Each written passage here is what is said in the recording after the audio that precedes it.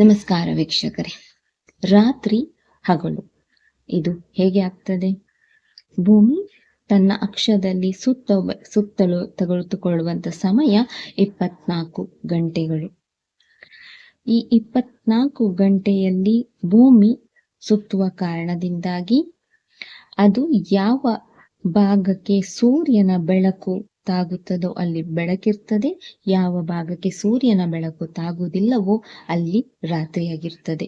ಒಂದು ಸಣ್ಣ ಉದಾಹರಣೆ ಯಾವುದು ಅಂತಂದ್ರೆ, ಒಂದು ಚೆಂಡಿಗೆ ನೀವು ಟಾರ್ಚ್ ಲೈಟ್ ಹಾಕಿದಾಗ ಯಾವ ಭಾಗಕ್ಕೆ ಬೆಳಕು ಬೀಳ್ತದೋ ಆ ಭಾಗ ಬೆಳಗಿರ್ತದೆ, ಜೊತೆಗೆ ಯಾವ ಭಾಗಕ್ಕೆ ಬೆಳಕು ಬೀಳೋದಿಲ್ಲವೋ ಆ ಭಾಗ ರಾತ್ರಿಯಾಗಿ ಇರ್ತದೆ.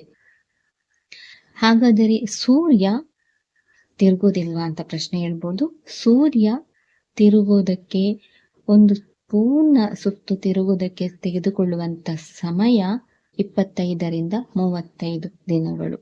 ಇಲ್ಲಿ ರಾತ್ರಿ ಹಗಲು ಆಗೋದಕ್ಕೆ ಅತಿ ಮುಖ್ಯವಾದ ಕಾರಣ ಯಾವುದು ಅಂತ ಹೇಳಿದ್ರೆ, ಭೂಮಿಯು ಸೂರ್ಯನ ಸುತ್ತುವ ಕಾರಣದಿಂದಾಗಿ ಅಥವಾ ಭೂಮಿಯ ಪರಿಭ್ರಮಣೆ.